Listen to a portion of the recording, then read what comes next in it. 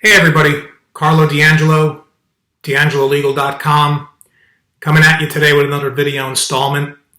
I am recording this from my little man cave that I've got. It's kind of a cottage that I have where I do a lot of legal writing and appellate work, and actually makes a great space to do some quiet work like recording vlogs while we're all here doing what we can to flatten this COVID-19 curve. I want to talk today about something that's really interesting to me and something that I'm pursuing as part of the expansion of my law practice, which is CBD and hemp. Do a lot of criminal defense work, obviously, as those of you who follow me know, and I am a big advocate for the decriminalization of marijuana. I've seen the devastating consequences that it has for people with respect to the arrest and the loss of work and the impact it has with respect to your career and your criminal record. So I've been a big advocate about decriminalizing particularly small amounts of marijuana possession. There was great progress made in this last legislative session in Texas. A bill was proposed to decriminalize 1 ounce or less, and it went through the Texas House with a supermajority. But unfortunately, when it got to the Senate, Lieutenant Governor Dan Patrick killed that bill and would not let it get to the Senate floor for a vote, so it never made it to the governor's desk. But there is nevertheless continued momentum in trying to make that happen. What did come out of that legislative session was a hemp law that decriminalized hemp. Before June of 2019, marijuana was treated as the same level of controlled substance as hemp. Federal law decriminalized hemp, and Texas followed suit in June of 2019 and passed a hemp, industrial hemp decriminalization law, which allows farmers and business owners to legally process and cultivate and possess let me pause that there. And process and possess hemp. Now, this all comes with several caveats, which I want to sort of walk through. In order for you to legally possess and cultivate hemp, number one, you have to have a license in the state of Texas. And on March 19th, the Texas Department of Agriculture approved a licensing application. So, to be clear on the onset, you cannot run out and put hemp seeds in the ground and start to farm hemp unless you get an approved license.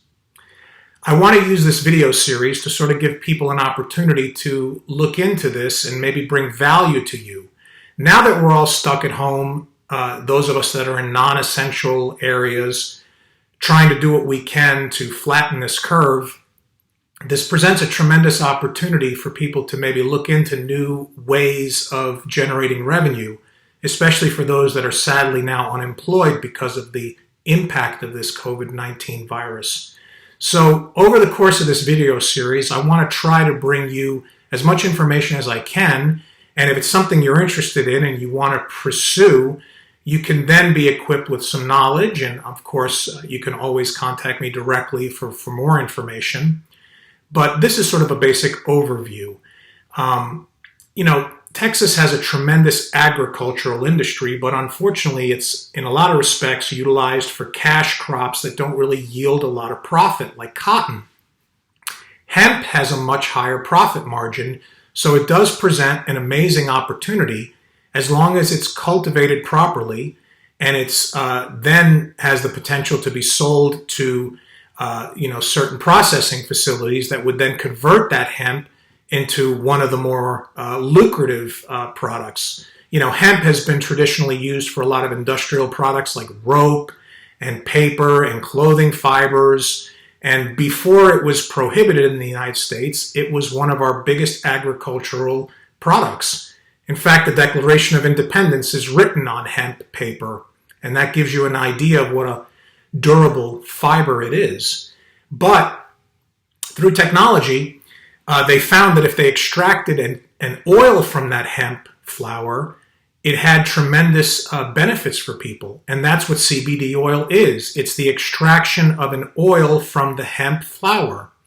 CBD oil is being applied in a lot of different areas to give people relief from anxiety, from sleep disorders, from chronic pain. It's a very good anti-inflammatory. The FDA is still looking into all of that, and hopefully they'll come to the consensus that a lot of people have already come to, that there's a lot of benefits and very little downside that anyone knows of. But I think it's important to, at this point in our journey, talk about what the difference is between marijuana and hemp, because that's an area of confusion that can get you in trouble. Hemp is not marijuana, and marijuana is not hemp. Marijuana is not necessarily the technical term for the plant. It is cannabis, but it is the same thing. Cannabis and marijuana are both illegal in Texas and illegal under federal law. They remain illegal. Some states have decriminalized it and have enjoyed tremendous benefits in their commerce from the decriminalization of marijuana. But in Texas, it remains illegal. So at this juncture, what is the critical distinction between hemp and marijuana? It is in the THC concentration. THC is the substance that gets people high when they ingest marijuana. THC stands for delta-9 tetrahydrocannabinol. And I had to read that because I never get it right, because it's a highly technical term that I don't find rolls off my tongue. But that THC, and we'll call it delta-9 THC, is the compound in marijuana that gets people high, gives them that euphoric, relaxed feeling, which is illegal in Texas. Hemp, on the other hand, does contain trace amounts of THC, but it contains more of a concentration of another substance, cannabidiol. Cannabidiol is what we otherwise know of as CBD. Yes, there is cannabidiol in marijuana, but it's at much lower concentrations. So the real distinguishing point here is hemp is a derivative and a family member of marijuana. They both come from the same genus plant, the Cannabis sativa plant. Hemp has a higher concentration of CBD, which is what CBD oil is made of, and it gives you those great anti-anxiety, anti-inflammatory properties. Marijuana contains higher concentrations of THC, which give that psychoactive component and reaction when people ingest it. Now, the line of distinction when you're dealing with hemp is legal in the state of Texas as long as it has a concentration of 0.3% or less of THC. If it has 0.3% or less THC, then it is legal. It's important to know that threshold because if you have, for example, a hemp flower which looks exactly like a marijuana bud would look, and you are detained by the police and they find that hemp flower, because they look identical, the police may presume that you're in possession of marijuana. There currently is no field test that's being used by Texas police in order to determine the THC concentration of marijuana. So in many jurisdictions that are actively enforcing these laws, you could find yourself being arrested for possessing a hemp flower, and you could go to jail, post bond, have to wait for the DA's office to send that hemp flower out to be tested by a Department of Public Safety approved lab to determine whether it has that 0.3% concentration of THC. If it does exceed the 0.3 threshold, then you're in possession of marijuana and you'll be prosecuted. If it's that 0.03% threshold, then it's considered hemp, and that'll be up to the discretion of the DA. But you can see how that's after a lot of time and money spent having to hire a criminal defense lawyer, beyond bond conditions, potentially having that hang over you for a long time.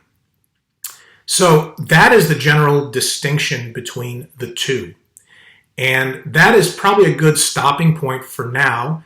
I want to continue this series and continue to bring content to you that talks about what exactly is in the Texas hemp law, some of the things you need to look out for, what the licensing process looks like, and maybe from all of this, you find that this is an opportunity and a space that you want to get into.